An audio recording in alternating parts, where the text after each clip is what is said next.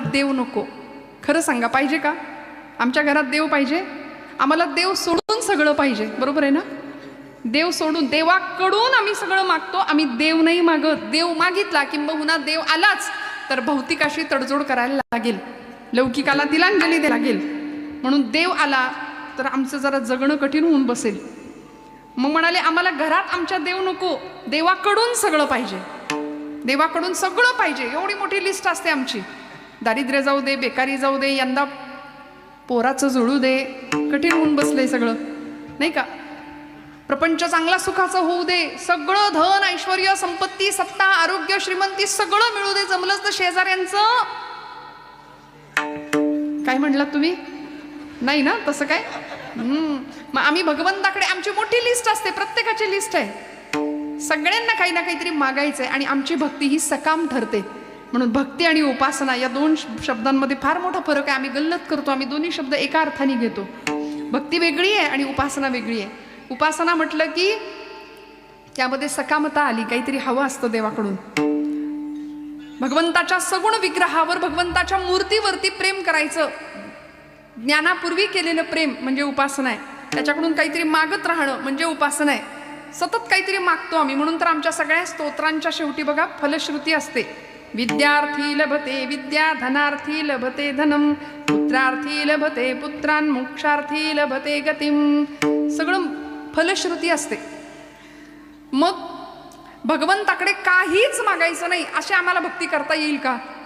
शिवस्तुतीतला एक सगळ्यात शेवटचा श्लोक आहे, परवा एका कीर्तनात मी गायले. शास्त्राभ्यास नको, श्रुती पढू नको, तीर्थासी जाऊ नको. ऐका बरं का.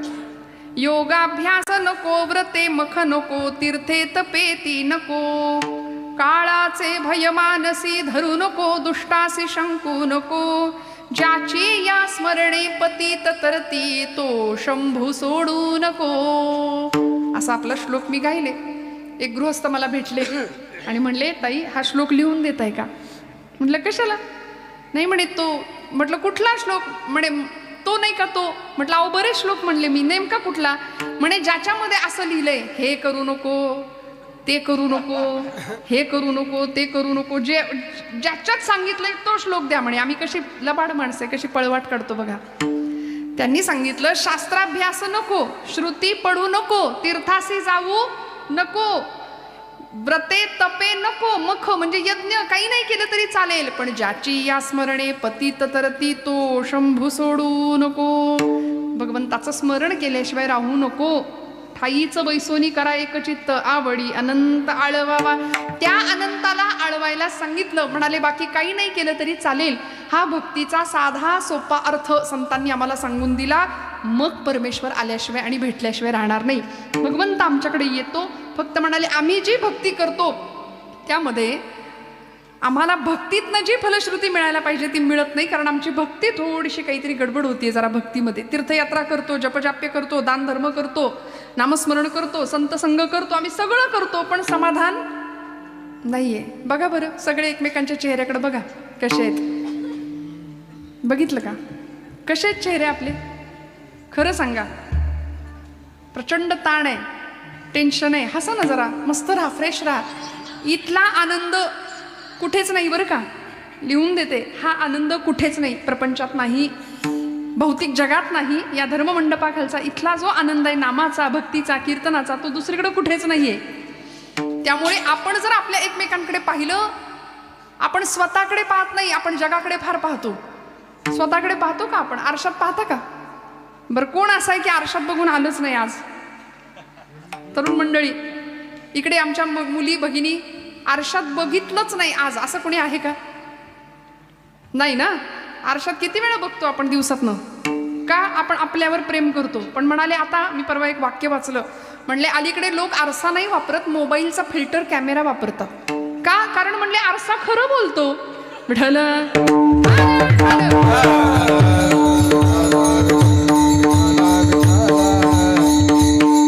आरसा खरं बोलणार आहे. आरसा तुम्हाला जसे आहात तसे दाखवेल आहे की नाही. फिल्टर काय करतो? नसलेलं गोरं करून टाकतो की नाही. मग उम्र भर गालिब यही भूल करता रहा, धूल चेहरे पर थी और आईना साफ करता रहा. अशी आमची गंमत आहे. आयुष्यभर आम्ही आरशेच पुसत बसलो. पण कधीतरी स्वतःच्या चेहऱ्यावर धूळ आहे, स्वतःच्या मनावर धूळ आहे. बघितलं कधी? आत डोकावून पाहिलं कधी? आणि खरं सांगू, माझ्या ज्ञानोबांनी, माझ्या तुकोबांनी आत बघायला शिकवलंय. आत कसं बघायचो? आतमध्ये बघूया. तो भगवंत आम्हाला आत दिसणारे. या हृदयामध्ये मी रामू, असता सर्व सुखांचा आरामू, परिभ्रांतासी कामू विषयावरी. सोपं सांगितलं. ईश्वर सर्व भूतानां हृद्देशे अर्जुन तिष्ठती भ्रामयन् सर्व भूतानि यंत्रारूढानि मायया. सगळीकडे शोधत असलेला तो भगवंत तो हृदयातच आहे. आणि त्याला थोडंसं आत बघूया. आपण आपला श्वास सुद्धा शांततेत ऐकत नाही वेळ आपल्याला तेवढा शांत बसून आपण स्वतःकडे बघत नाही. कारण आपल्याला बाकीच्यांच्या जीवनामध्ये फार रस आहे. बाकीच्यांच्या जीवनात काय चाललंय? स्टेटस बघण्यातच लोकांचे. खरं आहे का खोटं आहे सांगा? लोकांचे स्टेटस बघण्यातच आमचा दिवस चाललाय. आमचं स्टेटस बिघडायची वेळ आली त्याचं काय? आम्ही कधी विचार करतोय? आणि हे खरं सांगू, आध्यात्मिक आणि प्रापंचिक स्टेटस जर जपायचं असेल तर या मंडपाखाली यायचं. विठ्ठल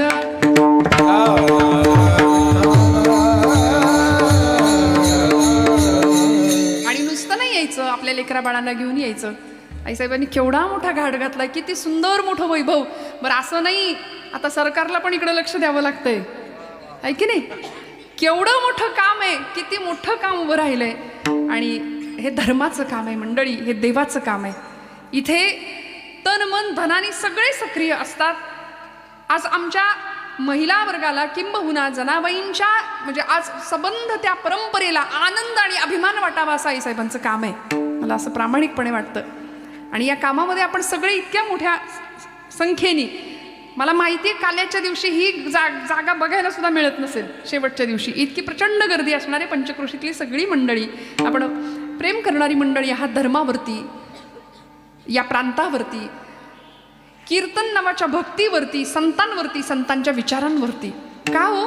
कारण या सगळ्याच्या माध्यमातून आमचं जीवनातलं सगळं दुःख जाणार आहे. बाकी प्रपंचामध्ये कायम दुःख आहे, आपल्याला कळलं. प्रपंच दुःखाचाच आहे, तो सुखाचा नाहीच आहे. सुख सुख सुख असं काही नसतं. सुख नावाची कुठलीही वस्तू नाही. प्राप्त परिस्थितीमध्ये समाधानी राहता आलं की आम्ही सुखी झालो. हा सुखाचा सगळ्यात मोठा राजमार्ग आहे, सुखाचं सगळ्यात मोठं उत्तर आहे. मग आता परमेश्वराला जर पाहायचंय, परमेश्वराला जर ओळखायचंय, त्याला आपल्या घरात बोलवायचंय, त्याला आपल्या हृदयाच्या गाभाऱ्यात बसवायचंय, तर त्याच्याविषयी आपल्या मनामध्ये काय पाहिजे? धारणा पाहिजे. म्हणाले धारणा. अष्टांग योग सांगितले पूर्वसुरींनी आमच्या.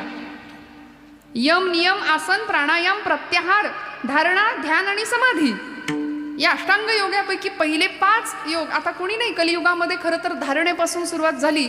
भगवंत आहे आणि त्याच्यावर माझा पूर्ण विश्वास आहे, ही मनाने केलेली धारणा.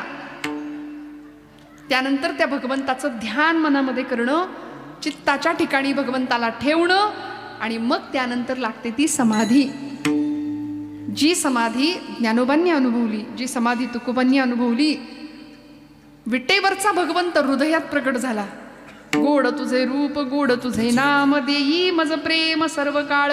त्यामुळं भक्तीतलं ज्ञानही मिळालं आणि ज्ञानानंतरची भक्तीही प्राप्त झाली. ज्ञान आणि भक्ती दोन्ही हातात हात घालून चालल्या. म्हणून एकटं ज्ञानही काही कामाचं नाही आणि नुसती भक्तीही काही कामाची नाही. म्हणून भक्तियुक्त ज्ञान आणि ज्ञानयुक्त भक्ती अशी संतांना प्राप्त झाली.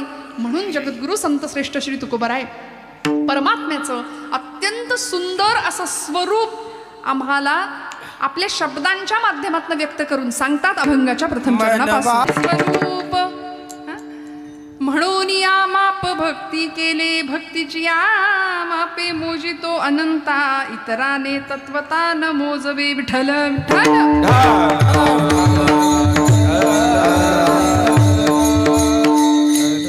भगवंताच्या स्वरूपाचं वर्णन सांगितलं तुकोबारायांनी. देवा तुझं स्वरूप कसं आहे? मन वाचातीत तुझे हे स्वरूप.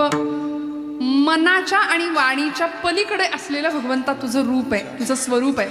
श्रीमद भागवतकार आपल्या मंगलाचरणामध्ये भगवंताचं स्वरूप सांगतात, त्याचं सामर्थ्य सांगतात आणि त्याचा स्वभाव सुद्धा सांगतात. सच्चिदानंद रूपाय विश्वोत्पत्त्यादि हेतवे तापत्रय विनाशाय श्री कृष्णाय वयं नुमः. सच्चिद आनंद असं भगवंताचं स्वरूप आहे म्हणाले. पुढे त्याचं सामर्थ्य काय? विश्वोत्पत्त्यादि हेतवे, विश्वाच्या उत्पत्तीला स्थितीला आणि लयाला कारण असणारा तो भगवंत आहे.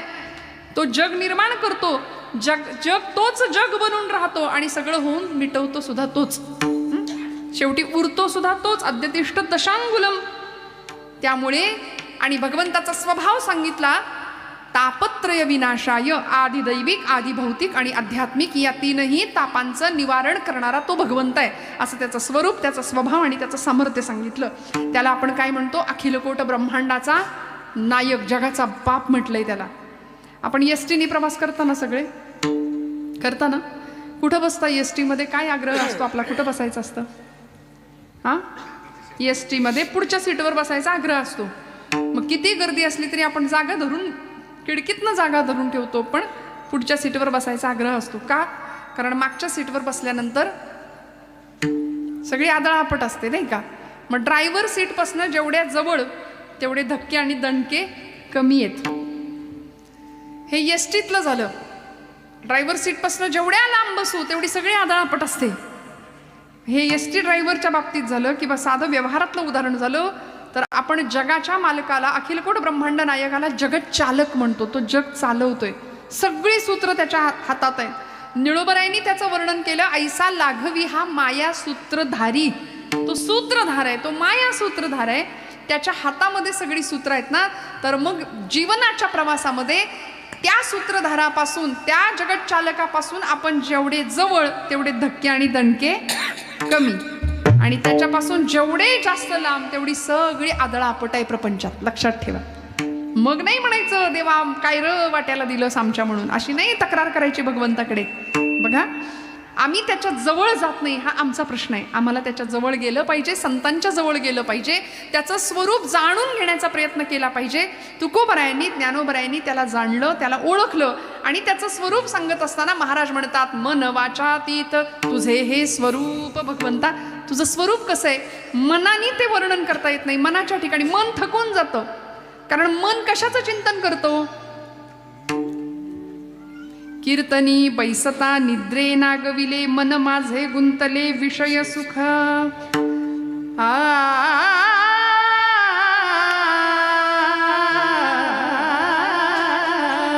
कीर्तनी बैसता निद्रे नागविले, मन माझे गुंतले विषय सुख. विषय सुख अमृताहुनी गुण, नाम तुझे देवा, नाम तुझे देवा.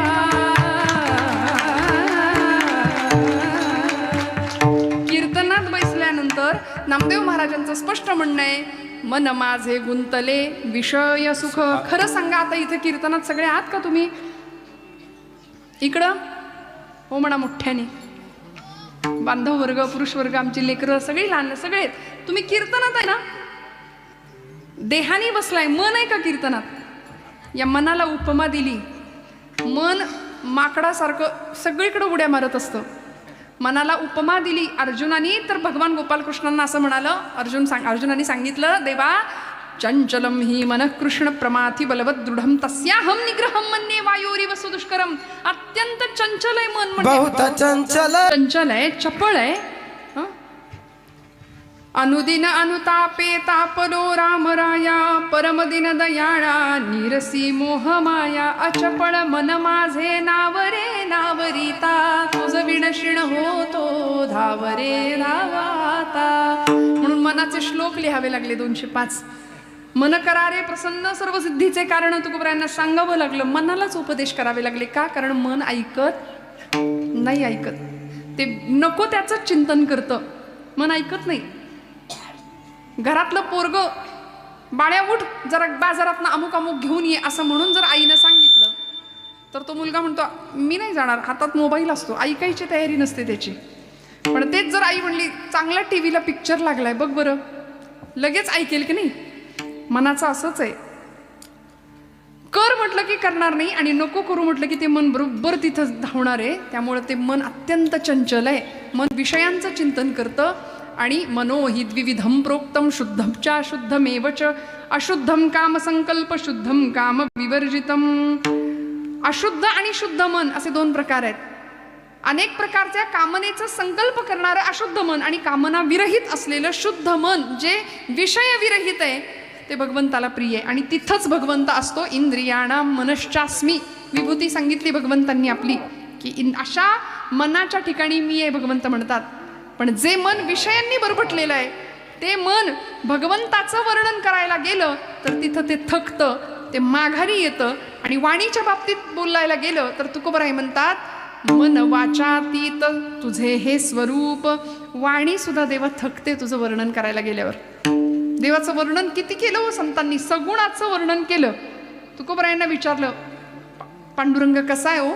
तुकोबरायांनी सांगितलं सुंदर ते ध्यान उभे विटेवरी करकटेवरी ठेवून या तुळशीहार गळा कासे पितांबर आवडे निरंतर हेच ध्यान. वर्णन केलं राजस सुकुमार मदनाचा पुतळा राजस सुकुमार मदनाचा पुतळा रवी शशिकळा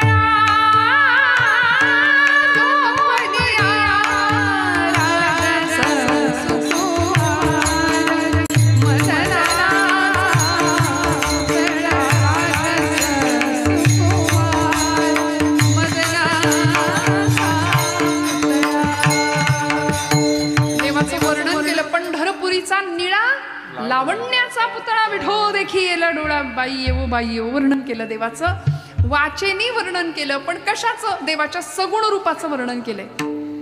देव विटेवर कसा आहे, कृष्ण स्वरूपामध्ये हातात बासरी कशी घेतली आहे, मोरपीस कसा आहे, सुंदर त्याच्या सगुण रूपाचं वर्णन केलं. पण त्या पलीकडे असलेलं जे निर्गुण परब्रह्म आहे, निराकार भगवंत आहे, त्याचं वर्णन करायला गेलो तर महाराज म्हणतात मन वाचातीत. वाणीच्याही पलीकडे आहे देवा, तुझं वर्णन करता येत नाही. तुझं वर्णन करायचा अनेकांनी प्रयत्न केला. अनेकांनी कशाला? वेदांनी प्रयत्न केला.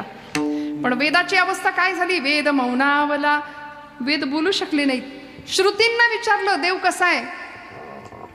माऊलींना सुद्धा प्रश्न पडला देवा तू कसा आहे. श्रुती नेती नेती म्हणती गोविंदुरे तुझं सगुण म्हणू की निर्गुण रे. सगुण निर्गुण एकू गोविंदुरे. सगुण निर्गुण एकू गोविंदुरे. गोविंदुरे एकू गोविंदुरे तुझं सगुण म्हणू की निर्गुण रे. अनुमानेना अनुमानेना श्रुती नेती नेती म्हणती गोविंदुरे. गोविंदुरे एक गोविंदुरे. श्रुती सुद्धा न इति म्हणायला लागल्या. देव कसा आहे? असा नाही असा नाही असा नाही. वेद थकले, शास्त्र पुराण थकली देवाचं वर्णन करता करता करता. तैतरीय उपनिषदामध्ये उपनिषदकार म्हणाले यतो वाचो निवर्तन्ते अप्राप्य मनसा सह. म्हणाली वाणी माघारी परतली थकून. मनाच्या बाबतीतही तेच झालं. मन सुद्धा थकून गेलं, बुद्धी थकली देवाचं वर्णन करता करता. पण देव कसा आहे तो आम्हाला नाही कळाला. मग देवाला मोजायचं कसं, देवाला ओळखायचं कसं, असा प्रश्न संतांना पडला. तुकोबराय म्हणतात देवा तू दुसऱ्या कुठल्याही परिमाणाने किंवा कुठल्याही साधनाने मोजता येत नाही तुला, म्हणून आम्ही एक युक्ती केली. म्हणून या माप. देव मिळाला का हो? देव मिळालाय का? देवाला मोजता आलं का कधी? देव मोजता येतो का? आणि मोजायचंच झालं तर काय कराल? आपण काय करू? तुकोबरायांनी आपला प्रश्न सोडवून टाकला. महाराज म्हणले म्हणून या माप. भक्ती केले, एक माप दिलं तुकोबरायांनी आम्हाला. महाराज म्हणले देवा तुला जर मोजायचं झालं तर आम्ही एकच माप वापरू, भक्तीचं. कारण तू अन्य कुठल्याही साधनांनी अन्य कुठल्याही परिमाणांनी तुला मोजताच येणार नाही. कारण मोजायचंय काय? देवाला मोजायचंय. सोपं आहे का? सोनं मोजताना बघितलंय का कधी? सोनं, महिला वर्ग सोनं माहितीये ना? सोनं कसं मोजतात? सोन्याचा तराजू बघितलाय? कुठे असतो, कुठं कसं मोजतात सोनं, काय परिमाण आहे? हां, ते सोनं मोजत असताना तो जो तराजू आहे किंवा ती इलेक्ट्रिक मशीन आहे आता सध्या, ती कुठं ठेवतात? कुठं असते? काचेच्या हवाबंद पेटीमध्ये तो सोन्याचं ते मशीन असतं मापायचं, मोजायचं. का हो? मोजायचंय काय? सोनं. धुळीचा कण जरी पडला ना तरी वजनात फरक येतो. म्हणून किती हुशार असतात. बरोबर हवाबंद काचेच्या पेटीमध्ये तो सोन्याचा तराजू असतो. आता मला सांगा, हा नियम कोळशाच्या तराजूला आहे का? ते ठेवायचं का काचेच्या पेटीत? जिथं सगळं काळच करायचंय तिथं हवाबंद पेटी कशाला पाहिजे? मग आम्हाला मोजायचंय काय? विमानात बसलेल्या माणसाशी संवाद साधताना सायकलवर बसून जमेल का हो? तो वेग, ती गती आम्हाला साधली पाहिजे. आम्हाला त्या अवस्थेला पोहोचण्याकरता देवाला काय आवडतं याचा विचार करताना आम्हाला सुद्धा देवत्वाकडचा प्रवास करावा लागेल आणि त्याकरता माप तुकोबराय आम्हाला देतात. म्हणून या माप भक्ती केले. देव अन्य कुठल्याही साधनांनी मोजता येणार नाही, त्याला प्राप्त करता येणार नाही. त्याला जर प्राप्त करायचं असेल तर भक्तीच्याच साधनांनी मोजता येतं, मापता येतं. तिथं भक्ती म्हणजे विश्वास आला, समर्पण आलं, निष्ठा आली. भक्तीच्या अनेक व्याख्या नारद महर्षींनी भक्तिसूत्र नावाच्या ग्रंथामध्ये केल्या. कशाला म्हणायचं भक्ती? गुणरहितम कामनारहितम प्रतिक्षण वर्धमानम अविच्छिन्नम सूक्ष्मतरम अनुभवरूपम. अनुभवानी जाणायची असते म्हणले भक्ती. नुसती भक्ती भक्ती भक्ती म्हणून भक्ती होत नाही. साखरेची गोडी साखर खाल्ल्यानंतर कळते. साखर गोड आहे असं म्हणून साखर कशी लागते आम्हाला कळत नाही. भक्तीची चव अनुभवावी लागेल. ती भक्ती कशी असते? हे चिथोर भक्ती आवडते देवा, संकल्पावी माया संसाराची. सोपं आहे म्हणले, संसारावरची माया काढायची आणि देवाकडं लावायची. किती करतो माया आपण संसारावर? मुलगा जर आपल्या पोटचं बाळ जर जेवलं नाही तर आपण किती किती वाईट वाटतं. लेकरूवाळ्या एखाद्या आईला किती वाईट वाटतं. घरामध्ये जरा कुठं काही बिनसलं, प्रपंच आमचा सुखाचा नसेल तर आम्हाला किती वाईट वाटतं. त्यामुळे प्रपंचासाठी आपण जसं रडतो तसं आपण देवासाठी रडायचं, देवाच्या आठवणीने रडायचं. आणि देवाच्या आठवणीत रडू आलं की आमचं अंतःकरण भक्तियुक्त झालं असं म्हणायला हरकत नाही. भगवंताची भक्ती हृदयामध्ये प्रकट होण्याकरता हृदय किती संवेदनशील असलं पाहिजे. आपण प्रपंच करता लगेच डोळ्यात अश्रुधारा काढतो. जरा कोणी काही बोललं की लगेच डोळे वाहतात की नाही. पण देवासाठी कधी आम्ही रडलो का हो? देव जेवला नाही म्हणून आपण कधी रडलोय का? खरं सांगा. देवाला नैवेद्य अर्पण केला आणि देव जेवला नाही म्हणून आपण रडलो नाही. नामदेव महाराज रडले म्हणून पांडुरंगाला यावं लागलं. जनाबाई रडत होत्या, आमचे राका कुंभार रडत होते, गोरोबा काका सोखामेळा रडत होते देवाच्या आठवणीत. माझ्या माऊलींनी तर किती टाहो फोडावा. पडिले दूर देशी मज आठवे मानसी, मज आठवे मानसी. नको नको हा वियोग कष्ट होता ते जीवासी. अहो देवाच्या आठवणीत रडणं काय अत्युच्च आणि पराकुटीची भक्ती असेल. माझे ज्ञानोबाराय असं रडायचे देवाच्या आठवणी करता. आमच्या राधाबाई, मीराबाई रडायच्या भगवंताच्या भक्तीसाठी. विष जरी प्यायचा प्रसंग आला ना तरी भगवंतावरची निष्ठा आणि विश्वास इतका प्रगल्भ होता, इतका प्रगाढ होता की वाटेल ते झालं तरी आमची भक्ती नाही आम्ही सोडणार. देह जावो अथवा राहो पांडुरंगी दृढ भावो. या न्यायाने करण्यात आलेली ती भक्ती होती. देवाला ओळखायचं होतं, त्या भक्तीच्या माध्यमातून देवाला मोजायचं होतं. माप होतं भक्तीचं. मन वाचातीत स्वरूप हे तुझे म्हणून या माप भक्ती केले. देवाचं स्वरूप खरं तर निर्गुण निराकार आहे.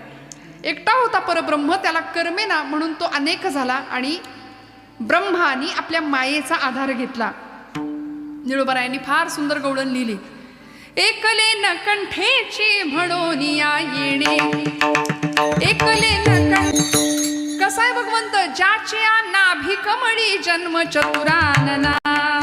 ज्याच्या नाभीतनं कमळ जन्माला आलं आणि त्याच्यामध्ये भगवान ब्रह्मदेवांचा जन्म आहे. ज्याची या नाभी कमळी जन्म चतुरानना, ज्याची या निज प्रभा प्रकाश रवी किरणा, ज्याची या महातेज तेज हुताशना येण्याची पढवुनी वेद केला शहाणा वो. वेदाला सुद्धा ज्यांनी शहाणं बनवलं असा भगवंत ऐसा लाघवी माया सूत्रधारी. मग असा भगवंत अगम्य आहे, अतर्क्य आहे, अव्यय आहे आणि असा अविनाशी असलेला परमात्मा त्याचं स्वरूप सांगण्याकरता तुकोबराय म्हणतात मनाचा उपयोग नाही तिथं, वाणीचा उपयोग नाही तिथं, तिथं एकच माप कामी पडतं. म्हणून या माप भक्ती केले. देवाला ओळखायचंय तिथं अविश्वास ठेवून उपयोग नाही मंडळी. बघा वारी करणाऱ्या वारकऱ्याला एक पत्रकार भेटला. प्रचंड गर्दी, वारीचा पर्वकाळ आणि एक 75-80 वर्षाचे गृहस्थ होते, म्हातारे बाबा होते. वारी चालली आहे आणि वारीमध्ये चालत होते. पाठीवर एक त्यांचा नातू बसला होता. नातवाला पाठीवर घेऊन चालतायत आणि एक पत्रकार किंवा आता अलीकडे सोशल मीडियाचा काळ आहे, प्रत्येकाच्या हातामध्ये मोबाईल आहे. रील काढतात, लगेच शूटिंग करायचं, लगेच अपलोड करायचं, लगेच व्ह्यूज मिळवायचे, लगेच सगळं. आणि त्यांनी त्या बाबांचा इंटरव्ह्यू घेतला, मुलाखत घेतली आणि सांगितलं बाबा किती वर्ष वारी करताय. त्या म्हातार बाबांनी उत्तर दिलं लेकरा तसं काही आठवत नाही बाबा किती वर्ष, पण म्हणले मी हा जसा माझा नातू माझ्या खांद्यावर बसलाय की नाही तसा मी माझ्या आज्याच्या खांद्यावर बसून यायचो, तेव्हापासून वारी करतोय. जागेत ना सगळे, तेव्हापासून मी वारी करतोय. एवढं ऐकलं आणि त्या पत्रकारांनी किंवा त्या कार्यकर्त्यांनी पुढचा प्रश्न विचारला. फार प्रश्न असतात आमच्या तरुण पिढीला, फार तरकट स्वभावाची माणसं आम्ही झालो. का? कारण संवेदना शून्य जीवन आहे. प्रत्येक प्रश्नाचं का म्हणून उत्तर विचारायचं असतं आम्हाला. घरातली एखादी आजी सांगतीये ना कपाळाला टिकली लाव, तर गप लावायची. का म्हणून कशाला विचारता? बरं त्याच्या मागचं कारण शोधायचंच असेल ना तर विज्ञान आहे, जिज्ञासू वृत्तीच्या लोकांनी वैज्ञानिक कारणं शोधायची. त्याच्यामागे डॉक्टरी शास्त्र आहे, त्याच्यामागे शास्त्र आहे, सगळी कारणं मिळतील आपल्याला. शोधायची वृत्ती असली म्हणजे झालं. दक्षिणेकडं पाय करून झोपायचं नाही. नातवाला जर कुणीतरी सांगत असेल तर कशाला झोपायचं? का म्हणून कशाला प्रश्न विचारायचा? आम्हाला फार लागतं बघा, फार लागतं. आणि तरकट स्वभाव अजिबात आवडत नाही. महाराज म्हणले नको नको देवा तार्किकांचा संग, तरकट माणसाच्या संगतीत मला ठेवू नको. फार ज्ञान असणं सुद्धा कधी कधी धोक्याचं ठरतं. ज्ञानी माणसाला अहंतेचा स्पर्श होतो, त्यामुळे फार ज्ञानी माणसं सुद्धा धोक्याची असू शकतात. मग परिणाम काय? त्या म्हाताऱ्या त्या गृहस्थांना त्या पत्रकारांनी प्रश्न विचारला, बाबा सांगा ना हो, इतके वर्ष वारी करताय, देव भेटला का? देव भेटला? पांडुरंग दिसला का कधी? त्या बाबांनी उत्तर दिलं, नाही लेकरा, नाही भेटला अजून पांडुरंग. नाही, एवढे वर्ष वारी करता तरी पांडुरंग नाही भेटला? नाही भेटला म्हणाले. मग तरी वारी करताय? हो तरी वारी करतो. कशासाठी करता? आता गप घरात बसायचं, आता उठलेलं बसवत नाही, बसलेलं उठवत नाही अशी अवस्था, तरी वारीला एवढे चालत आलात, अजून करणार का? हो जिवंत आहे तोपर्यंत वारी करणार म्हणले. बरं. ते बाबा म्हणले, लेकरा मला भरपूर प्रश्न तू विचारलेस, आता मी एक तुला प्रश्न विचारतो, विचारू का? म्हणले विचारा. त्यांनी असं सांगितलं, तुमच्याकडं तुम्ही कुत्रा पाळता का रे गड्यांनो? कुत्रा पाळता? तो म्हणाला हो, आमचा कुत्रा आमच्या फ्लॅटमध्ये आमच्या घरात सुद्धा असतो, बेडरूम मध्ये सुद्धा येतो. आमच्या घरात आमच्या आईबापाला जागा नसते पण आमच्या कुत्र्याला जागा घरात असते. आम्ही शहरी माणसं आहे. म्हणले तुमच्या शहराकडच्या लोकांसारखं आमचं नसतं बघा. ते बाबा म्हणले आमचा कुत्रा, आम्ही पण कुत्रा पाळतो पण आमचा कुत्रा घरात येत नाही, तो घराच्या मागच्या अंगणात पुढच्या अंगणामध्ये असतो, घरात नाही येत. पण आमचं रक्षण करतो, राखण करतो, स्वामिनिष्ठ असतो. सुगीचा दिवस आले, धान्य आलं की त्या धान्याचं रक्षण करतो. आणि आमच्या वस्तीवर जर मध्यरात्री एखादा चोर आला तर आमचा कुत्रा भुंकतो म्हणले. त्याचं भुंकणं ऐकून पलीकडच्या वस्तीतला कुत्रा भुंकायला लागतो, त्याचं भुंकणं ऐकून त्याच्या पलीकडच्या वस्तीतला कुत्रा भुंकतो, त्याचं भुंकणं ऐकून अजून 2, 4, 5, 10, 15 कुत्री एकाच वेळी रात्रीची भुंकायला सुरुवात करतात. चोराला कोणी बघितलंय सांग? चोराला कोणी बघितलं होतं? सगळ्यांनी बघितलं नाही, पहिल्या कुत्र्यांनी चोराला पाहिलंय. तुम्ही जागे आहेत? नाही कळलं अजून? पहिल्या कुत्र्यांनी चोराला पाहिलं तरी 15-20 कुत्री एकत्र भुंकतात. का? कारण विश्वास आहे. अरे गड्या, प्राण्यांच्या बाबतीमध्ये जर हे जमतं तर आम्ही नाही पांडुरंगाला पाहिलं, आम्हाला नाही देव दिसला, पण माझ्या ज्ञानोबरायांना दिसलाय, माझ्या तुकोबरायांना देव दिसलाय. मग या वाटेवरून जर ते चालत गेले आणि त्यांना पांडुरंग दिसला तर आम्हाला का नाही दिसणार? कसा दिसला हो माझ्या ज्ञानोबरायांना? योगिया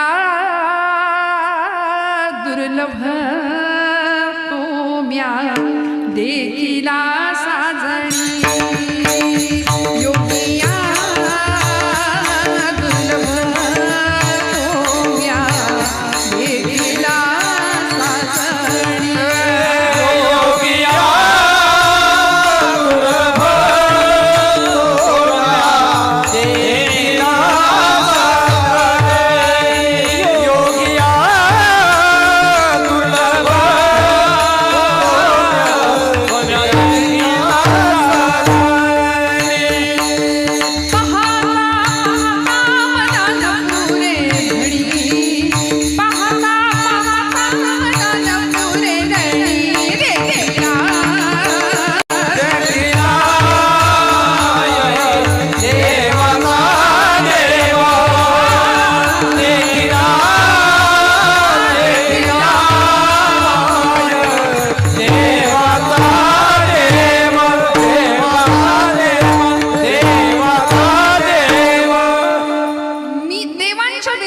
ज्ञानोबराय सांगतात योग्यांना दुर्लभ असलेला असा देव मी पाहिला. परिणाम काय झाला? फिटला संदेह निमाले दुजे पण द्वैत संपलं, दुजाभाव संपला आणि अद्वैताचा अलौकिक साक्षात्कार अनुभवला. मीच देव आहे ही अनुभूती आली. फिटला संदेह निमाले दुजे पण फिटला संदेह निमाले दुजे पण देखिला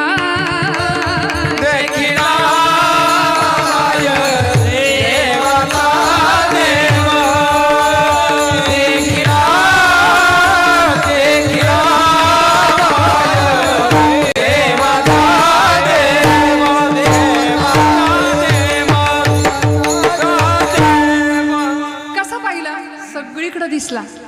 कुठे कुठे दिसला? अनंत रूपे अनंत वेशे. प्रत्येक रूपात मला तो दिसला, प्रत्येकाच्या हृदयात मला तो दिसला. म्हणून आपली पद्धत आहे रामकृष्ण हरी राम राम. का? तुमच्या हृदयातला राम तोच माझ्या हृदयात आहे. म्हणून आपण एकमेकांप्रतीचा स्नेह सौहार्दता कशी असली पाहिजे? प्रेम सर्वांगाचे ठाई वाचे विठ्ठल रखुमाई. बोलू ऐसे बोले जेणे बोले विठ्ठल डोले. म्हणून ज्ञानोबराय आम्हाला बोलण्याचा आचार शिकवतात. साच आणि मवाळ मी तुले आणि रसाळ शब्द जैसे कल्लोळ अमृताचे. आमचं बोलणं असतं का असं? नुसत्या शब्दांच्या जखमा करून टाकतो प्रत्येकाला आम्ही. इतके शब्दाची जखम नाही भरून निघत, शस्त्राची जखम भरून निघते. पण शब्दांनी एखाद्याचं हृदय दुखवण्याचा आपल्याला काय अधिकार आहे सांगा? यासाठी का वाणी दिली? वाणी भगवंताच्या कथानुवादामध्ये समर्पित झाली पाहिजे. वाणीने भगवंताचं नाम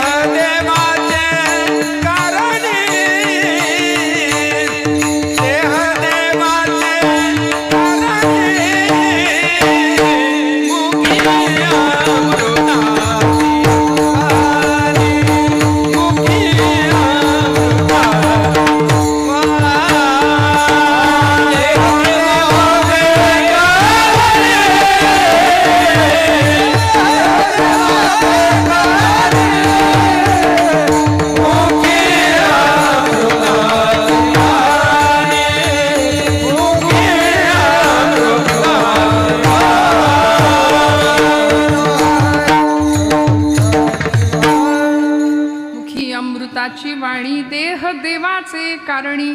सांगून दिलं मुखाने काय काम करायचंय. अखंड भगवंताचं नाम हरिनाम प्रक्षाळी जिव्हे ते असं म्हणलं. आम्ही दिवसभर लोकांची निंदा करतो ना, एक नाम घेतलं तर ते निंदेचं पाप धुवून काढण्याचं काम भगवंताच्या नामामध्ये आहे. त्यामुळे असं नाम वाचेनी घ्यावं. मनाच्या ठिकाणी भगवंताचं अधिष्ठान असावं. भगवंताचं स्वरूप मनालाही वाचेलाही कळत नाही. म्हणून एकमेव माप घ्यावं भक्तीचं आणि भक्तीच्या मापाने देवाला मोजावं असं तुकोबरायांचं म्हणणं आहे. म्हणून या माप भक्ती केले. मग या भक्तीच्या बळावर परिणाम काय झाला? हो, देव कीर्तनात उभा राहिला, देव नाचायला लागला कीर्तनात. देवाला आवडणारी भक्ती केली ना.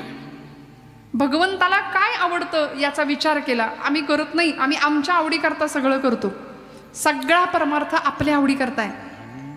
उपास तापास जपजाप्य व्रतवैकल्य नवरात्र उत्सव गणपती उत्सव सगळं बघा तुम्ही, सगळं आपले. देव कुठे असतो याच्यात कधी कधी प्रश्न पडतो मला. देव सोडून सगळं असतं. देव आमच्या घरात यायला मग मागत नाही का? कारण आम्ही देवाकडे जायला सहसा मागत नाही. येताय का कीर्तनाला? नको म्हणले, आज मूडच नाही, बसलेलं उठवत नाही, उठलेलं बसवत नाही. मग कोई तन दुखी, कोई मन दुखी, कोई धन बिन रहत उदास, थोडे थोडे सब दुखी, सुखी हरी के दास. त्यामुळे इथं आल्यानंतर जे सुख मिळतं ते कुठेच मिळत नाही. त्यामुळे असा आनंद आम्हाला फक्त परमार्थामध्ये मिळू शकतो, हे संतांचं ठाम म्हणणं आहे ना. मग त्या भगवंताला जर ओळखायचं असेल तर त्याकरता प्रपंचातलं लक्ष काढून थोडंसं परमार्थामध्ये लावलं तर मग प्रपंच आणि परमार्थ दोन्ही सुखाचा होणार आहे. भक्तीच्या मापाने त्याला मोजलं आणि भक्तीच्या बळावरतीच भगवंतानी काय काय करावं भक्तांच्यासाठी हो. एक भक्ती भगवंताला त्या भक्तीचं ऋण वाढत गेलं. दिवाळखोर नारायण त्याला बहुतांचे ऋण, ते ऋण चढत वाढत गेलं. म्हणून परिणाम देव भक्तांच्या घरी येऊन राबलाय. असंख्य उदाहरण आहेत. श्रीखंड्या म्हणून भगवंत आले, नाथबाबांच्या वाड्यासमोर उभे राहिले आणि सांगितलं मला काहीतरी काम द्या. नाथ महाराज म्हणले अरे बाबा तुला काय काम देऊ? काहीही द्या म्हणाले. कोण आहेस तू? कुठून आलायस? म्हणाले लांबून आलोय वृंदावनातनं, तुमच्याकडं काम करायचंय. भरपूर गडी आहेत कामाला. नाथ महाराज म्हणले एवढ्या सगळ्या पंक्ती बसतात, गोदावरीचं पाणी आणलं जातं, करशील का मदत? हो म्हणाले करेन. म्हणाल ते काम करेन. जगाचा बाप होता हो, म्हणाल ते काम करेन. नाथबाबा म्हणाले बघ श्रीखंड्या तुला पगार किती देऊ? मी सांग वेतन किती देऊ? तो म्हणाला मज न लगे सर्वथा वेतन, पोटा पुरते देई अन्न. मला काही नको म्हणले, पगार नको, 2 वेळचं फक्त जेवायला द्या. कोण म्हणतंय? अखिल कोट ब्रह्मांडाचा नायक भगवंत पंढरीश पांडुरंग परमात्मा कृष्ण परमात्मा. आणि तुमची जुनी झालेली वापरलेली धोत्र नेसायला द्या, मी नेसेन, मला काही नको. जगाच्या बापानी सांगावं. नाथबाबा म्हणाले ठीक आहे, पण तुझ्या घरी कोण कोण असतं? आता आली का पंचायत? खरं बोलावं तरी पंचायत. घरी कोण कोण असतं सांग, तुझं लग्न झालंय का श्रीखंड्या? भगवंत म्हणले आता जर यांना माझ्या खरी गोष्ट सांगितली की 16,108 राण्यांचा मी पती आहे, तर मला इथं कामाला ठेवणार नाहीत. कोण कोण असतं घरी? म्हणाले मी एकटाच आहे. एकटाच आहे? मग ठीक आहे, तुला पगार नको म्हणतोस, तू एकटाच आहेस, तेव्हा तू आता इथे राहा. तुला इथं जितके दिवस राहायचे तेवढे दिवस राहा, आणि तुला जायची इच्छा झाली की जाताना मी तुझं लग्न लावून देणार म्हणले. भगवंत म्हणले फार मोठं संकट आलंय आता, पण जाऊ दे, राहायला तर मिळतंय, भक्ताच्या घरी राबायला तर मिळतंय. पडेल ते काम केलं देवानी, पडेल ते काम केलं. रोज सकाळी देवाला झोपलेलं कधी नाथांनी पाहिलं नाही मंडळी, कधीच नाही पाहिलं. द्वारकेची मूर्त एकनाथा घरी, पाणी वाहे हरी कावडीने, वस्त्र गंगा तिरी श्रीखंड्या चंदन उगाळूनी करी, वस्त्र गंगा तिरी धूत असे. किती काम करावं देवानी. नाथ बाबा उठायच्या आधी आपण उठावं. नाथांचं सगळं काम भगवंतानी करू लागावं. गिरजामाईंना स्वयंपाकघरात मदत करावी, आईसाहेबांना. नाथांची सगळी सेवा करावी. सकाळी न्याहारीची सेवा करावी, दुपारच्या भोजनाची सेवा करावी. आपल्याच पूजेसाठी आपणच गंध उगाळावं, आपल्याच पूजेसाठी आपणच फुलं आणून द्यावी नाथांच्या हातात. दुपार झाली की जे भोजनाची व्यवस्था, पाटपाणी घ्यावं. जेवण झालं की उष्ट खरकट काढावं. नाथबाबा झोपले की त्यांच्या पायाशी बसावं, पाय चेपत. संध्याकाळची वेळ झाली पोथी वाचनाची की मागे बसावं. संध्याकाळी कीर्तनाला नाथ महाराज उभे राहिले की नाथा घरी नाचे माझा सखा पांडुरंग. किती आनंद. अबीर गुलाल उधळीत रंग, नाथा घरी नाचे माझा सखा पांडुरंग. नाचायचा हातामध्ये टाळ घेऊन. आणि मग रात्रीच्या वेळी नाथ महाराज झोपले की पुन्हा त्यांच्या पायाशी बसावं. त्यांची झोप लागल्यानंतर मग झोपावं आणि ते उठायच्या आधी उठावून कामाला लागावं. किती काम करावं. 12 वर्ष, खरं तर 36 वर्ष देव वेगवेगळ्या नावांनी राहिले, पण 12 वर्ष श्रीखंड्या म्हणून काम केलं. आणि 12 वर्षानंतर नाथांना कळलं की माझ्या घरी जगाचा बाप राबायला आलाय. त्यावेळी अक्षरशः गडबडा लोळले नाथ महाराज देवापुढे आणि म्हणाले देवा फसवलं मला, आपण फसवलं, त्यापेक्षा तडफडून मेलो असतो तर बरं झालं असतं. भगवंतांनी सांगावं भक्तीच्या मापाने मोजलं ना, मला यावं लागलं, मला यावं लागलं. तुमच्या भक्तीचं ऋण माझ्यावर चढत गेलं नाथा. नाही देवा फसवलं, पडेल ते. माझ्या घरचं उष्ट खरकट सुद्धा उचललं. अहो नाथांचं काय, पांडवांच्या राजसूय यज्ञातल्या उष्ट्या खरकट्या पत्रावळ्या उचलल्या भगवंतांनी. रुक्मिणी आई साहेबांनी साधूंचे पाय धुतले. किती केलं देवानी, किती केलं दामानींसाठी. महार झाले, कबीरांचे शेले विणले, असंख्य कामं केली भक्तांची. आणि त्याला कारण एक, या सगळ्या भक्तांनी देवाला मापलं, मोजलं आणि त्याकरता माप वापरलं होतं भक्ती. तुकोबाराय अभंगाच्या दुसऱ्या चरणात भक्तीची मापी मोजितो अनंता, भक्तीची मापी मोजितो अनंता, भक्तीची मापी मोजितो अनंता,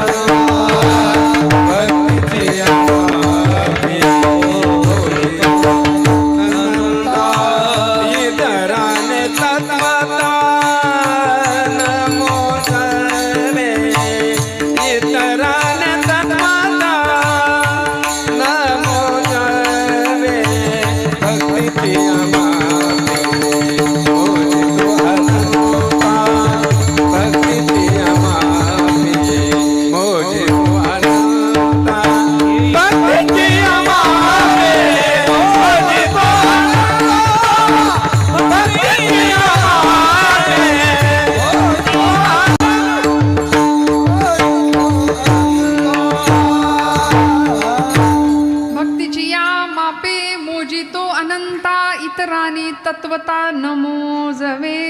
भक्तीची या मापे मोजितो अनंता. तुकोबरायांनी देवाला मोजलं फक्त आणि फक्त भक्तीच्या मापाने. महाराज ठामपणे सांगतात, इतर कुठलीही साधना तुम्ही वापरा, जपजाप करा, कर्मकांड करा, व्रतवैकल्य करा, देव प्रसन्न होईलच असं सांगता येत नाही. देवाला काय लागतं? काहीही द्या म्हणाले. पत्रम पुष्पम फलम तो यम योमे भक्त्या प्रयच्छती. भगवद्गीता सांगते, तदहम भक्तिपरुतम अश्नामी प्रयतात्मनः. तुम्ही जेही काही द्याल तरी भगवंत म्हणतात मी आवडीने सेवन करतो, त्यामध्ये मी तक्रार नाही करत. तक्रारी तुमच्या आमच्या फार असतात बघा. तक्रारी देवाच्या नसतात, तक्रारी तुमच्या आमच्या असतात. आम्ही आत बघायला तयार नसतो, आम्ही बाहेर बघतो म्हणून आम्हाला देव सापडत नाही. देव आतमध्ये बघावं लागेल, अंतरात बघावं लागेल. एक गृहस्थ मोठा प्रवास करत होता रेल्वेचा, बरं का. मोठा प्रवास आहे, 2-3 दिवसाचा लांबच्या पल्ल्याचा प्रवास. रेल्वेमध्ये बसलाय, धनाढ्य कॅश होती हातामध्ये, खिशामध्ये ठेवलेली, भरपूर पैसे जवळ घेतले होते. आणि एका बोगीमध्ये रेल्वेच्या एका बर्थवर तो बसलेला. भरपूर गर्दी आहे ट्रेनमध्ये.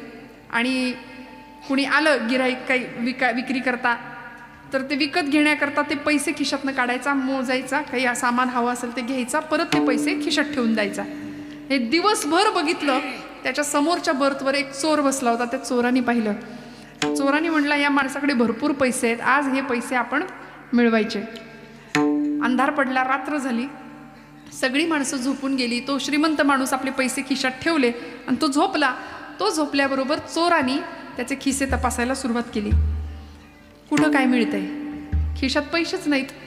चोराला प्रश्न पडला, अरे माझ्या डोळ्यासमोर, माझ्या समोर यांनी खिशात पैसे ठेवले होते आणि मला काही पैसे मिळाले नाहीत. पैसे कुठं ठेवले असतील? भरपूर शोधाशोध केली, पैसे काही मिळेनात. शेवटी थकला, थकून झोपी गेला. दुसऱ्या दिवशी सकाळी परत यांनी खिशातनं पैसे काढले, मोजले. चोर म्हणाला, अरे मी याच खिशात काल तपासले होते, मला पैसे मिळाले नाहीत आणि आता यांनी खिशातनं पैसे काढले. चोराला प्रश्न पडला. तो सबंध दिवस गेला. परत त्यांनी खिशात पैसे ठेवले, झोपी गेला. परत उजाडलं आणि चोरांनी त्या रात्री सुद्धा भरपूर शोधलं, पैसे काही केल्या मिळायला तयार नाहीत. शेवटी चोरांनी आपली ओळख द्यायची असं सांगितलं. म्हणाले, बाबा मी चोर आहे, तुमच्या समोरच्या सीटवर मी बसतोय, मी रोज बघतोय, काल परवा 2 दिवस आपला प्रवास चालू आहे, मी बघतोय तुमच्या खिशात तुम्ही पैसे ठेवता, तुमच्याकडे भरपूर पैसे आहेत. पण मी ज्यावेळी पैशाला हात लावायला गेलो, पैसे चोरायच्या उद्देशाने, त्यावेळी तुमच्या खिशात मला पैसे सापडले नाहीत. मला पैसे देऊ नका म्हणले, पण कुठं ठेवता एवढं तरी सांगाल का? कुठं ठेवले होते एवढं सांगाल का? त्या माणसाने सांगावं, बाबा रे, तू सगळीकडे शोधत होतास, पण तुझ्या उशाखाली शोधायचं विसरत होतास, नाही का? मग आमचं असंच आहे, आम्ही सगळीकडे बघतोय, सगळीकडे देवाला शोधतोय, पण आमच्या अंतरंगात बघायचं राहतंय. देव आम्हाला सापडणार असा नाहीये. कसा सापडेल? देव मूर्तीत नामावे, तीर्थक्षेत्रात नाठावे, देव आपणात आहे, शिर झुकवोनी या पाहे तुझ्या माझ्या जड देही देव भरोनी या राहे देव देवाऱ्यात नाही देव नाही देवाला देव देवाऱ्यात नाही देव नाही देवाला देव सोडून नेला देव सोडून नेला अशी कोणाची पुण्याची देव देवाऱ्यात नाही देव नाही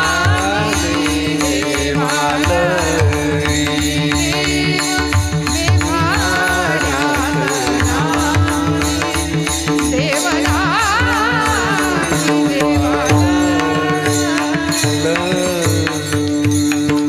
देव मूर्तीत नाही असं म्हणलं नाही, तो मूर्तीत मावत नाही, तो मूर्तीतही आहे आणि तो घटपटात सगळीकडे भरलेला आहे. विठ्ठल चळी स्थळी भरला रिता ठाव नाही उरला. मग प्रत्येकाच्यात विठ्ठल आहे असं समजून जर आम्ही भगवंताची भक्ती केली तर ती देवाला आवडणार आहे. आज आम्ही माणूस माणसापासून इतका दुरावतोय. आधुनिक विज्ञानाचं युग आहे, तंत्रज्ञानाचं युग आहे, AI चा जमाना आहे सध्या, सगळं जग जवळ आलंय, पण माणूस मात्र माणसापासून लांब गेलाय. प्रचंड सुधारणाचं युग आहे, सगळे वेगाने धावतायत, पण आमची मनं इतकी कमकुवत झाली, एकमेकांपासून दूर गेली आणि आपण सरळ म्हणतो कुणाचं कुणा वाचून आडत नाही. अरे आडत नाही असं नाही. आयुष्यामध्ये यश मिळालं तर पाठीवर कौतुकाची थाप मारायला आपली माणसं लागतात. आयुष्यात सुखदुःखात सहभागी व्हायला आपली माणसं लागतात. माणसांशिवाय काही होत नाही, म्हणून माणसं जपणं फार गरजेचं आहे. हेच खरं जीवनाचं तत्वज्ञान आहे. अध्यात्म यापेक्षा वेगळं काही नाहीये. त्यामुळे असा विचार करता करता जर जीवन प्रवास सुरू झाला ना तर भक्तियुक्त अंतःकरण परमेश्वराला सुद्धा आम्ही आवडू आणि भगवंताची कृपादृष्टी आमच्यावर झाल्याशिवाय राहणार नाही. तुकोबराय म्हणले, भक्तीची या मापे मोजितो अनंता इतराने तत्वता न मोजवे. योगयाग विधी योगयाग तपे देहाची योगयाग तपे देहाची योगयाग तपे देहाची योगयाग तपे देहाची ज्ञानियाच्या लागे न सापडसी योग याग विधी देहाची या योगे ज्ञानाची या लागे न सापडसी. तुकोबरायांनी सांगितलं इतर कुठल्याही अन्य साधनाचा काही उपयोग नाहीये. कितीही साधनं वापरा, योग याग अधिक कर्म करा, ही फक्त देहापुरती मर्यादित राहतात. उलट यांनी अहंकार वाढू शकतो. ज्ञानाचा सुद्धा अहंकार असतो बरं का. पांडुरंग शास्त्री आठवले नावाचे स्वाध्याय परिवाराचे प्रणेते होऊन गेले. दादा म्हणायचे लोक त्यांना, आणि त्यांना एकाने विचारलं होतं, म्हणले दादा ज्ञानी माणूस कुणाला म्हणायचं? ज्ञानी. दादा हसले आणि उत्तर दिलं, म्हणाले ज्याचा चेहरा एरंडेल प्यायल्यासारखा असतो की नाही तो म्हणले ज्ञानी ओळखायचा. तो हसत नाही, बोलत नाही, फार कुणाच्यात कुणी मिसळत नाही. बघा आम्हाला असं वाटतं काही आमचं जगाशी घेणं देणंच नाही, पण माऊलींना विचारा ना, ज्ञानोबरायांचं अंतःकरण किती सुंदर. माऊली म्हणतात, हे विश्वची माझे घर ऐसी मती जयाची स्थिर किंबहुना चराचर आपणची झाला वासुदेवम सर्वमिती. हे भक्तीचं उत्तर आहे. ज्ञान वेदांना विचारलं तर वेद भगवंत कसा आहे सांगत नाहीत, वेद मौन करतात.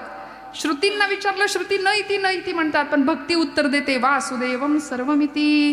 हे तो समस्त हि श्री वासुदेव ऐसा प्रतीती रसाचा ओतला भावो आणि भक्ता माझी रावो. ज्ञानी या तोची खरा ज्ञानी भक्त असाच असतो ज्याला भगवंताला सगळीकडे बघता येतं. सगळीकडे सरकार धोरण राबवतो, पाणी अडवा पाणी जिरवा, आम्ही पाण्याचं सोडा, आम्ही ह्याची अडवा त्याची जिरवा, एवढं मात्र आयुष्यात उत्तम करतो. खरं सांगा करतो की नाही? 25 वर्षापूर्वी अमक्या माणसाने मला दुखवलंय, असं बोलला होता. 25 वर्ष तुला बघून घेतो म्हणून ते दुखणं आम्ही 25 वर्ष सांभाळतो. वितभर जमिनीच्या बांधाच्या तुकड्यासाठी सक्का भाऊ भावाचा खून करतोय. ही परिस्थिती आहे. आम्ही कुठं निघालो? आमचं वर्तन मनुष्यत्वाकडून देवत्वाकडं होण्याऐवजी आम्ही रसा तळाला खाली आमचं घसरणं चालू आहे. मग याकरता संत विचार फार महत्वाचा आहे. भगवंताला भक्तीच्या माध्यमातून जर आम्ही आपलंसं केलं तर भगवंत आम्हाला प्राप्त होऊ शकतो. मग ती भक्ती कुठली हो? देवाला आवडेल असं सगळं काम करायचं. देवाला काय आवडतं? परित्राणाय साधूनाम, तो त्याच्याकरता आलाय. विनाशाय च दुष्कृताम धर्मसंस्थापनार्थाय संभवामी युगे युगे. धर्माचं रक्षण करणं, साधूंचं रक्षण करणं, दुष्टांचा नाश करणं हे देवाच्या आवडीची कामं आहेत. आणि ती जर आम्ही केली तर ती देवाची भक्ती आहे, ती देवभक्ती आहे, ती देशभक्ती आहे, ती धर्मभक्ती आहे. इथे अविश्वास कामाचा नाही, इथे मनामध्ये संदेह कामाचा नाही. संदेह आला की संपला विषय. संशयी आत्मा विनश्यती असं भगवान गोपालकृष्ण भगवद्गीतेत सांगतात. संशयी माणूस स्वतःही सुखी होत नाही आणि जगालाही सुख लागू देत नाही. संशय फार धोक्याचा. मग म्हणाले आम्ही नको तिथे संशय करतो. आज परिस्थिती इतकी विलक्षण आहे, धर्म आमचा धोक्यात आहे असं का म्हणावं लागतं?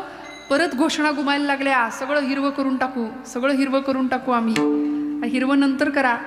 भगवा हटावचे नारे घुमवणाऱ्यांना घुमतात आणि भगवा हटाव असे नारे घुमतायत, आज बोलतायत मंडळी. मला असं वाटतं तो भगवा नंतर हटवा, पण आधी जर खरंच आपल्यात हिंमत असेल, आपल्यात ताकद असेल तर आमच्या पूर्व क्षितिजावर रोज एक भगवा उगवतो. तो भगवा हटवून दाखवा, मग भगवा हटावचे नारे घुमवा. आज आमच्या आदिगुरु जगद्गुरु शंकराचार्यांनी पंचायतन पूजेमध्ये एक देवता दिली. 5 देवता आमच्या प्रत्येकाच्या देवाऱ्यात असायला पाहिजे तशा. गणपती बाप्पा, शिव, शक्ती, विष्णू आणि 5वी देवता आहे भगवान आदिनारायण, ज्यांची आज आपण उपासना केली सकाळी सगळ्यांनी, बरोबर ना? ते जो निधी लोह गोल भास्कर हे गगनराज, दिव्य तुझ्या तेजाने झगमगले भुवन आज. हे दिनमणि व्योमराज भास्कर हे गगनराज, तेजो निधी लोह गोल, तेजो निधी लोह गोल, दिव्य तुझ्या तेजाने सगळं भुवन, सगळं आसमंत उजळून निघतो. कशामुळे? सूर्यनारायण पूर्व क्षितिजावर अवतीर्ण होतो, त्याची पूजा आम्ही करतो. आणि देव नाही असं म्हणणाऱ्यांना ठामपणे सांगा की देव नाही काय लावलंय? अरे रोज पूर्व क्षितिजावर बघ, प्रत्यक्ष दर्शन देणारी आदिदेवता आहे ती सूर्यनारायण. यापेक्षा अजून वेगळा चमत्कार काय पाहिजे? यापेक्षा अजून चमत्कार काय पाहिजे? देव रोज उगव. फक्त आता आम्ही सगळे सूर्यवंशी, आम्हाला देव कधी दिसायचा तो पूर्व क्षितिजावरचा? सकाळी उठावं लागतं तेवढ्याकरता. तरुण मंडळींना सांगावं लागेल रोज सकाळी लवकर उठून सूर्यनारायणाचं दर्शन घ्या, मग तुम्हाला देव नेमका काय असतो आणि तो काय तेज देतो हे कळेल. त्यामुळे या सूर्यनारायणाची भक्ती आमचा संशय आम्हाला संपवणार आहे बरं का. त्यामुळे नको तिथे संशय नाही घ्यायचा. धर्मभक्ती, देवभक्ती, देशभक्ती तुमच्या माझ्या रोमारोमात असावी. या भूमीला छत्रपती शिवाजी महाराजांच्या रूपाने एक नररत्न प्राप्त झालं. त्यांना घडवणारी महाराष्ट्राची राजमाता आऊसाहेब जिजाऊ. निष्ठा काय असते, भक्ती काय असते, समर्पण काय असतं? तुका म्हणे प्राण करा देवासी अर्पण, असं ज्यावेळी म्हटलं जातं त्यावेळी छत्रपती शिवाजी महाराज आमचे देव आहेत, आमचा राजा आहे, आमचा स्वराज्याचा तो देवत आहे, हे जेव्हा मनामध्ये ठसतं ना पक्क, त्यावेळी कान्होजी जेध्यांसारखी 65 वर्षाची माणसं सुद्धा तळहातावर प्राण घेऊन अशी समोर उभी टाकतात. अफजल खानाच्या मोहिमेवर राजे चालले होते. 28 वर्षाचं वय माझ्या छत्रपतींचं. अफजल खान क्रूर कर्मा पठाण लाखोंची सेना घेऊन, मोठा वरवंटा घेऊन आपल्या प्रतापगडाच्या किंवा महाराष्ट्राच्या दिशेने येत होता. मूर्तिभंजक मूर्ती फोडत येत होता. आणि येता येता जिजाऊ माऊलींचं दर्शन छत्रपतींनी घेतलं आणि मोहिमेला निघाले. प्रतापगडाच्या पायथ्याशी भेट होणार होती.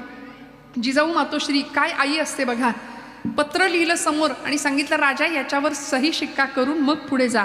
राजांनी बघितलं कुठलं पत्र होतं, तर ते मृत्यूपत्र होतं राजांचं. अशी आई होती म्हणून राजे घडले. आताच्या आईचं काही बोलायला नको नाही का. मुलगा म्हणतो आई खेळायला जाऊ का, नको पडशील.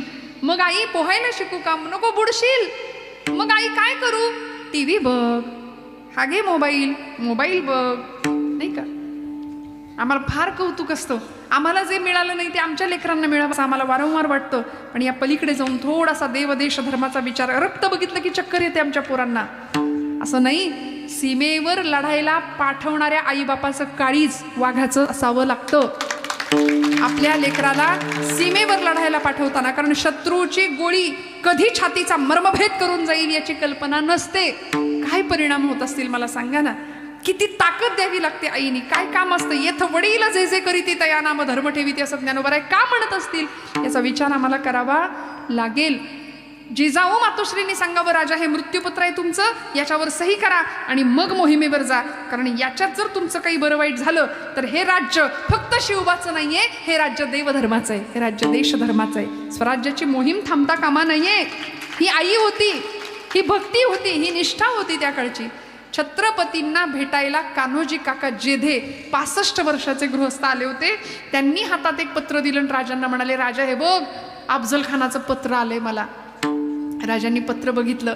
त्या पत्रात लिहिलं होतं, कान्होजी जेधे, शिवाजी महाराजांचे एकनिष्ठ सरदार आहात आपण, पण आता शिवाजी महाराजांच्या सैन्याचं काही खरं दिसत नाही. आमच्या या मोहिमेमध्ये त्यांना नेस्तनाबूत व्हावं लागणार आहे, तेव्हा आपण आम्हाला येऊन मिळा असं पत्र होतं. लेकाचा दम देतोय, फितुरी करायला सांगतोय. म्हणले का, आणि न मिळाल किंवा न याल तर पुढच्या परिणामांना तयार राहा असं ते पत्र होतं. कान्होजी काका म्हणले, बघितलंस का राजा, अफजल या दम देतोय. राजा म्हणाले, काका तुमचं वतन जाईल, तुमची जहागीर जाईल, तो बोलावतोय तर तुम्ही जा, आमचं काही म्हणणं नाही. 28 वर्षाचे राजे होते, वडीलकीचं नातं होतं कान्होजी काकांचं.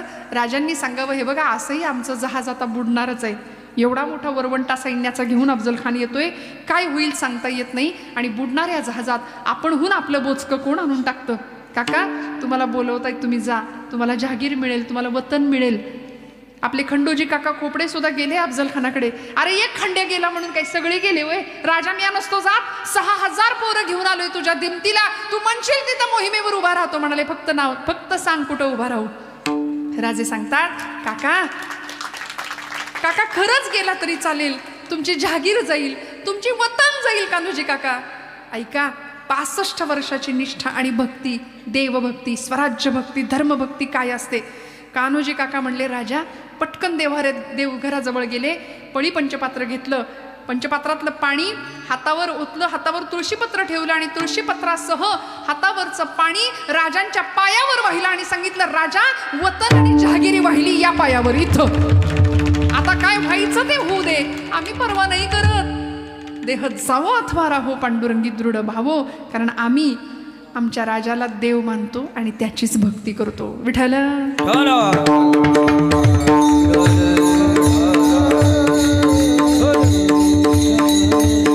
भगवंताला मोजावं लागतं, अन्य कुठल्याही साधनांनी देव प्राप्त होत नाही. ज्ञानाची या लागे न सापडसी, तिथं ज्ञान नाही कामाला, तिथं श्रद्धा आणि भक्तीच कामाला येते. श्रीहरी कवींचा हरिविजय नावाचा, श्रीधर पंडितांचा हरिविजय नावाचा एक ग्रंथ आहे, आपल्या सगळ्यांना माहिती आहे. त्या हरिविजय ग्रंथामध्ये खूप सुंदर प्रसंग आलाय, आपल्या सगळ्यांना तो प्रसंग माहिती आहे. देवाला मोजलं होतं एका प्रसंगामध्ये. कुठला प्रसंग? देवाला मोजता येतं का? तुकोबरायांनी उत्तर दिलं, हो मोजता येतं. कुठलं माप? म्हणून या माप भक्ती केले, भक्तीच्या मापावर देवाला, मापाने देवाला मोजता येतं. भगवान गोपाल कृष्ण द्वारकेचे राजे, मथुरेवर जरासंधाच्या स्वाऱ्या होत होत्या म्हणून त्याला शह देण्याकरता द्वारका नगरी स्थापन केली. आणि त्या द्वारकेमध्ये, द्वारका कशी होती? तुम्ही जागे आहेत का? जागे आहेत ना सगळे? द्वारका नगरी कशी होती? सोन्याची होती. त्या सोन्याच्या द्वारकेमध्ये भगवान गोपालकृष्णांचा प्रपंच आहे, गृहस्थाश्रम आहे, प्रमुख अष्टनायिक आहेत. आणि एवढ्यात एक प्रसंग घडला. काय घडला हो? नरकासूर नावाचा एक राक्षस होता, उर्फ भौमासूर त्याचं नाव. त्याने इंद्र राज्यावर स्वारी केली, इंद्रावर, आणि इंद्रदेवाने भगवंतांना मदत मागितली.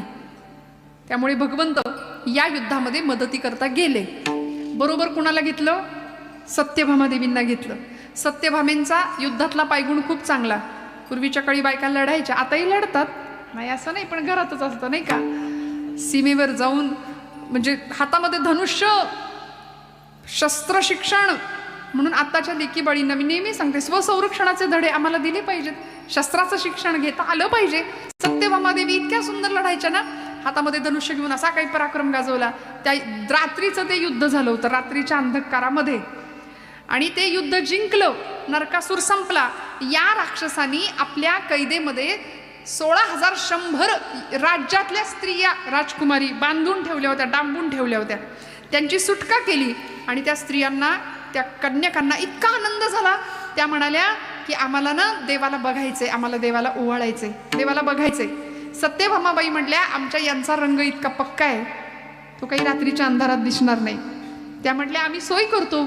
म्हणून प्रत्येकीने हातात दिवे घेतले आणि ओळीनं उभ्या राहिल्या ओवाळायला. म्हणून दीप आणि आवली म्हणजे ओळ. त्या दिवशी आपण दिवाळी साजरी करतो. ओळीने उभ्या राहिल्या आणि देवाला ओवाळले, पराक्रमाचं दर्शन घेतलं. तेव्हापासून पद्धत आली पाडव्याला, दिवाळीला ओवाळायची. का? देवानी पराक्रम केला, राक्षसाला मारलं म्हणून ओवाळलं. आणि मग देवाला या स्त्रिया सगळ्या म्हणतात की आता आम्हाला आमची घरची माणसं सुद्धा घेणार नाहीत, आम्ही राक्षसाच्या कैदेत होतो. देव म्हणाला कुणी नाही ना, त्याला मी आहे, काळजी करू नका. माना मानव वा परमेश्वर, मी स्वामी पतितांचा. तुम्ही मला भोगी म्हणा, तुम्ही मला योगी म्हणा, मी कर्मयोगी आहे म्हणाले. निंदेचा विचार नाही केला. 16,100 स्त्रियांना एका वेळी वरलं देवानी, पती झाले त्यांचे. आणि 16,108 स्त्रियांचा हा पती. द्वारकेमध्ये छान प्रपंच देवाचा चालू आहे. हे युद्ध संपलं आणि इंद्रानी सत्यभामेला स्वर्गातला एक वृक्ष प्राजक्त तो दिला. सत्यभामा देवी तो वृक्ष घेऊन म्हणजे आल्या, देव आले आणि सत्यभामेंच्या कौतुकासाठी देवींच्या त्यांच्या महालाच्या समोरच प्राजक्ताचं झाड ते लावण्यात आलं. प्राजक्त सत्यभामेच्या महालासमोर लावलेला पाहिला. पण परिणाम असा झाला की वाऱ्याबरोबर प्राजक्त इतका बहरायचा, इतकी सुंदर फुलं साडा पडायचा फुलांचा, पण वाऱ्याबरोबर ती सगळी फुलं शेजारच्या महालाच्या अंगणात पडायला लागली. आणि सत्यभामेला या गोष्टीचा राग. बरं तो महाल रुक्मिणीचा, तिच्या अंगणामध्ये सगळी प्राजक्ताची फुलं पडतायत. बरं रुक्मिणी आईसाहेब भोळ्या, आईसाहेबांची भक्ती इतकी विलक्षण की त्यांनी तीच फुलं उचलावी, त्याचा सुंदर हार करावा आणि देवाच्या गळ्यात घालावा. तो हार घातलेला सत्यभामेनी बघितला की तिचं डोकं फिरायचं. आणि देवाला हा रोजचा घरचा आहेरच झाला. आता देवाला टेन्शन आलं, चिंता वाटायला लागली, करू काय, याच्यातनं सुटू कसा म्हणले. आता बघा हो, देवाला सुद्धा चुकलं नाही हो, तुमचं काय घेऊन बसलं, आहे की नाही, खरं आहे की नाही. आमचा आवाज जास्त असतो घरात, पण आमचाच आवाज असतो, असतो की नाही, खरं म्हणा, हो म्हणा. जागे आहेत ना तुम्ही. बघा देवाला सुद्धा हे चुकलेलं नाहीये. शेवटी भगवंत असे संध्याकाळच्या वेळी चिंता करत बसलेत. आता देवावर संकट आलंय, आपल्यावर संकट आलं की आपण देवाला आठवतो, देवावर संकट आलं की देवानी कुणाला आठवायचं. अशा वेळी देव संतांना आठवतात. आणि देवर्षी नारदांना आठवलं. देवर्षी नारद म्हणजे आमच्या या गादीचे मालक, ते आले स्वर्गातनं, स्वर्गात आले म्हणतात. देवर्षी नारदांना पाहिलं, मिठी मारायला गेले भगवान गोपालकृष्ण. या या या नारदा, स्वागत केलं, आपल्या अर्ध्या आसनावर बसायला दिलं, म्हणाले बसा इथं. नारद म्हणले आज जरा जास्तीचं स्वागत चाललंय माझं, सावध राहिलं पाहिजे, फार गोड बोलणाऱ्या माणसापासून सावध राहावं नाही का. काय देवा, काय झालंय, काय तुमचा चेहरा काय एवढा पडलाय. भगवंत म्हणाले नारदा काय सांगू, घरच्या कटकटींनी व्यापलोय म्हणले. आता एका महालातनं यावं तर दुसऱ्या महालातनं रागाचे सुस्कारे भरलेले आवाज येतात, तिकडं जावं तर यांचं काहीतरी ऐकून घ्यावं लागतंय. आता करू तरी काय. नारद म्हणाले देवा प्रश्न काय आहे. मग सगळं सांगितलं. नरकासुराचा वध झाला, तो प्राजक्त मिळाला, सत्यभामेच्या दारात लावला, ते अंगणातली फुलं सगळी वाऱ्याने तिकडं जाऊन पडली, तरी मी हार आठवणीनं काढून ठेवायचो, पण एखाद दिवशी राहिलाच तर माझं काही खरं नाही नारद, आम्हाला यातनं सोडवा तुम्ही. नारद म्हणले देवा तुमच्यासारख्या प्रापंचिकाच्या सगळ्या अडचणी माझ्यासारख्या ब्रह्मचार्याला तुम्ही विचारता, केवढी मोठी गंमत करता हो. पण भक्तीचे आचार्य होते नारद, काळजी करू नका म्हणले. सत्यभामेच्या महालात मी आत्ता जातो, तिथली परिस्थिती काय आहे बघतो आणि काहीच वेळात तुम्हाला निरोप देतो. माझा निरोप आला की लगेच निघून यायचं, थोडंसं नाटक करायला लागेल. देव म्हणले नाटक मी लहानपणापासून तेच करतोय म्हणले, मला काय अवघड नाही, तुम्ही सांगा फक्त काय करायचंय. सत्यभामेच्या महालात देवर्षी गेले आणि पाहिलं, अशा कमरेवर हात ठेवून सत्यभामा देवी उभ्या होत्या. समोर तो प्राजक्त, त्याला खाऊ की गिळू असं बघत होत्या. कुणाला तरी सांगितलं आणा रे तिकडं ती कुऱ्हाड, या मेलेल्या माझ्या समोरून नष्ट करा म्हणाल्या. पाणी माझं, खत माझं, मशागत माझी आणि फुलं तिला. बर म्हणाले आता याला तोडून टाकताना नारद आले, म्हणाले सत्यभामा देवी अहो काय अरे वेड्यांनो, असं झाड तोडून काही होईल का, मनासारखं होईल का. सरकार झाडं लावण्याच्या मोहिमेला अनुदान देते आणि तुम्ही खुशाल उभी झाडं तोडून टाकताय. सत्यभामा देवी म्हणले, अहो काय करू नारदा, काय म्हणणं आहे तुझं सांग. तिची भक्ती चुकीची नव्हती, फक्त त्या भक्तीला एक मत्सराचा आणि असूयेचा तंतू होता. काय झालं होतं, सत्यभामेने आपलं दुःख सांगितलं. फुले का पडती शेजारी, फुले का पडती शेजारी, बहरला पारिजात दारी, फुले का पडती शेजारी. बघा ना, रुक्मिणी आई साहेबांच्या महालामध्ये सगळी फुलं पडतायत, माझ्या दारात बहरलाय, हे सगळं तिचं दुःख, तुझं म्हणणं काय देवर्षी म्हणाले. तेव्हा सत्यभामा सांगते, हरिविजय ग्रंथातली ओवी आहे. मज मनीचा हाची भावो, जन्मोजन्मी कृष्ण लवला हो, पावावया उगम सुपावो, उपावो व्रत तपे की दाने. मला काही नको म्हणले, मला जन्मोजन्मी कृष्ण परमात्मा फक्त माझे एकटीचे झाले पाहिजेत, हेच मागणं. एवढंच ना, मग या जन्मात कृष्णाचं दान कर म्हणले. या जन्मामध्ये कृष्ण परमात्म्याचं दान कर. दान करू म्हणजे तुझा जन्मोजन्मी तो होऊन जाईल. बर म्हणाले, दान करू, मग कुणाला करू. आता दान घेण्याचा अधिकार ब्रह्मवृंदांचा. मग ब्रह्मवृंदांना पाचारण केलं, बोलावलं. आता ते दान कुठं घेतायत ते म्हणले, त्यांना वाटलं सोनं नाणं काहीतरी मिळेल दानात. आता देव घ्यायचंय, मग देव कुणाला नको. मी म्हटलं ना, देव कुणाला नको, देवाकडून सगळं पाहिजे, देव नको. काय करायचं. नारद म्हणले, बघ आता माझ्या हातावर सोड बाई दान तुझं, ते गंधाक्षत फुलांचं उदक सोड, मी दानात घेतो कृष्णाला. सत्यभामेने दान केलं भगवंतांचं. नारद भगवंतांना घेऊन निघाले आणि तिकडून भगवंतांना निरोप गेला, या आता. देव आले. नारद म्हणाले, आता तुमचा हा रत्नजडित पोशाख उतरवा, आम्ही देतो तो पोशाख घाला, आमच्या खडावा पायात घाला, विणा हातात घ्या, आमच्या पक्षाला तुमच्यासारखा खंदा कार्यकर्ता मिळालाय, आमच्या बरोबर चला, नाम घ्या, आमच्या सोबत या म्हणाले. आणि देव निघाले की द्वारका सोडून नारदांच्या बरोबर. देव निघाल्याबरोबर सगळी द्वारका रडायला लागलीये.